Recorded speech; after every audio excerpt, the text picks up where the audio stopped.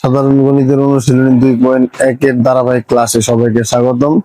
তো আমরা মূলত আজকে দুটো টপিক নিয়ে আলোচনা করবো। একটি হলো শক্তি সেট এবং অপরটি হলো ক্রমজোড়ের শর্তমতি দিয়ে সমাধান নির্ণয়।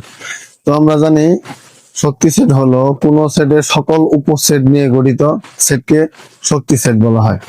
ক্রমজোড়ের শর্তমতিটা মূলত হলো এক জোড়া উপাদানের মধ্যে কোনটি প্রথম অবস্থানে এবং কোনটি দ্বিতীয় অবস্থানে জোড়া আকারে থাকবে সেটি মূলত কি ক্রমজোড়ের শর্তমতি। তো আমরা শুরুতে শক্তি সেট নির্ণয় এটা আমরা আগে জেনে নিব। যেমন a সমান 1,2,3 যদি থাকে তাহলে পাওয়ার অফ a এর শক্তি সেট নির্ণয় এবং দেখাও যে পাওয়ার অফ a এর উপাদান সংখ্যা two to the power n কে সমর্থন করে। তো আমরা শুরুতে a এর মান আমরা লিখে নিব। তো দেওয়া আছে a সমান 1,2,3। তাহলে সুতরাং p অফ a সমান 1,2,3। তাহলে শক্তি সেট মূলত কোন সেটের সকল উপসেট নিয়ে গঠিত সেটকে মূলত শক্তি সেট। তাহলে আমরা সংজ্ঞা মতে আমরা জানি তাহলে 1 এই সেটের একটি উপসেট, 2 এই সেটের একটি উপসেট, 3 ধারাবাহিকভাবে শেষ। তাহলে 1 এবং 2 এটাও তার একটি উপসেট, 1, 3 এটাও তার উপসেট। এরপর 2,3 এটাও তার একটি উপসেট। সবগুলো মিলে একটা তার উপসেট। সর্বশেষ করি এই হলো আমাদের শক্তি সেট নির্ণয়। এবং কি আমরা শক্তি সেট নির্ণয় করতে গেলে কয়টি উপাদান হবে সেটার একটা ফর্মুলা হলো two to the power n। তার মানে two to the power n, n এর মান হবে মূলত সে উপাদান সংখ্যা। তাহলে এখানে a এর উপাদান সংখ্যা হলো 1, 2, 3 তিনটি। তার মানে 2 এর 3 বার বলে কত হয় 8। তাহলে এখানে এই শক্তি সেটের উপাদান সংখ্যা হবে 8টি, মূলত 1, 2, 3, 4, 5, 6, 7, 8, 8টি। তাহলে আমরা লিখতে পারি পাওয়ার অফ a এর উপাদান সংখ্যা সমান 8টি, সমান সমান 2 এর 3 পাওয়ার দিলে কত হয় 8 হয়। হাফ ব্র্যাকেট দিয়ে লিখবো যা two to the power n কে সমর্থন করে,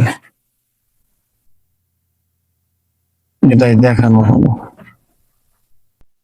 তাহলে আমরা জানি এক জোড়া উপাদানের মধ্যে কোনটি প্রথম অবস্থানে এবং কোনটি দ্বিতীয় অবস্থানে জোড়া আকারে থাকবে সেটাই মূলত কি ক্রমজোড়ের শর্তমতি নির্দেশ করে। তাহলে আমরা বুঝলাম যে এটার প্রথম সমান এটার প্রথম, এটার দ্বিতীয় সমান এটার দ্বিতীয়, এটা ক্রমজোড়ের কি শর্তমতি। তো আমরা সমাধান করার প্রথমে আমরা লিখে নিব যে ক্রমজোড়ের শর্তমতি। তাহলে x প্লাস y সমান 6, এটা আমরা 1 নং সমীকরণ ধরে নিতে পারি। এরপর হলো 3 সমান হলো x মাইনাস y, অথবা x মাইনাস y সমান 3 লেখা যায়। আর এটা কি 2 নং সমীকরণ। আচ্ছা, তাহলে 2 নং সমীকরণ হতে পাই। এখন যে আমরা অঙ্কটি সমাধান করব এটা সমীকরণের যে পদ্ধতিতে আমরা সমাধান করি, এক চলক বিশিষ্ট বা 2 চলক বিশিষ্ট সমীকরণ, ওই পদ্ধতিতে আমরা কি সমাধানগুলো করে নিব। তাহলে 2 নং সমীকরণ হতে পাই এক্স মাইনাস ওয়াই সমান 3, সুতরাং এক্স সমান মাইনাস ওয়াই পাশে গেলে প্লাস হয়ে যাবে, তার মানে ওয়াই প্লাস 3, এটাকে 3 নং সমীকরণ ধরা যায়। তাহলে এক্স এর মান 3 নং সমীকরণে বসাই। এক্স এর মান 1 নং সমীকরণে বসাই।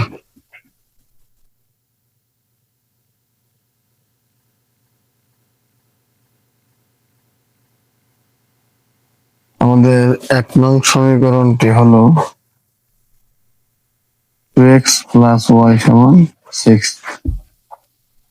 তাহলে x এর মান হলো y প্লাস 3, এখানে আমরা মানটা বসাই দিব। তাহলে x এর মান হলো y প্লাস 3, এখানে প্লাস y প্লাস y সমান সমান 6, বা 2টা এখানে গুণ অবস্থায় আছে, তাহলে 2 এবং y যদি আমরা গুণ দিই 2y প্লাস 3 দুগুণে 6, তাহলে এখানে y থাকবে সমান সমান 6।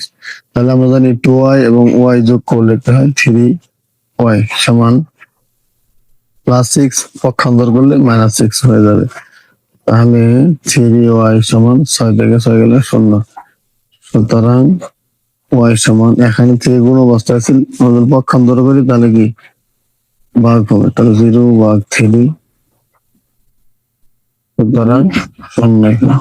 এখন y এর মান যদি আমরা 3 নং সমীকরণে বসাই তাহলে x এর মান বের হয়ে আসবে। তাহলে y এর মান 3 নং সমীকরণে বসাই।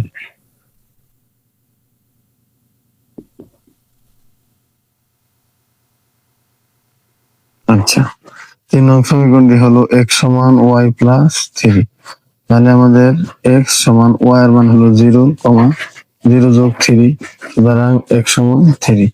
এই হলো আমাদের ক্রমজোড়ের শর্ত মধ্যে দিয়ে সমাধান। তো আশা করি শক্তি সেট নির্ণয় এবং ক্রমজোড়ের শর্ত মধ্যে দিয়ে সমাধান নির্ণয় উভয় নিয়মটি বুঝতে পারছো। যদি কোনো সমস্যা থেকে থাকে তো কমেন্টে জানাতে